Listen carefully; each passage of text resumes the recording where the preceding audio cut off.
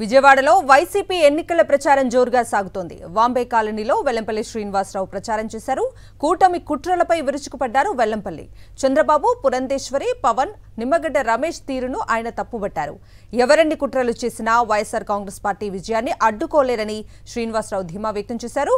వాలంటీర్లకు నిమ్మగడ్డకు సంబంధం ఏంటని ప్రశ్నించారు వెల్లంపల్లి. ఈ రాష్ట్రంలో స్థానిక సంస్థ ఎలక్షన్స్లో జగన్మోహన్ రెడ్డి గారు గెలవకూడదని చెప్పని ఎన్ని కుట్రలు కుతంత్రాలు చేసినా కానీ 100% అన్ని మున్సిపాలిటీలు అన్ని కార్పొరేషన్లు కైవసం చేసుకుంది జగన్మోహన్ రెడ్డి గారు వైఎస్ఆర్ పార్టీ. ఆ ఎన్నికల్లో అతన్ని ఎన్నికల కమిషనర్గా మాకు అడ్డుపడే చేశాడు.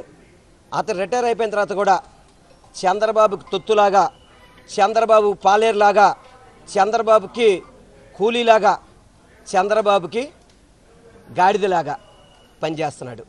ముగ్గురు కలిపి దాదాపు 4 సంవత్సరాలు పైబడి నుంచి వాలంటీర్లు పెన్షన్లను పథకాలు ఇస్తుంటే ఇప్పుడు ఆపాల్సిన అవసరం ఏంటండి వాళ్ళకి?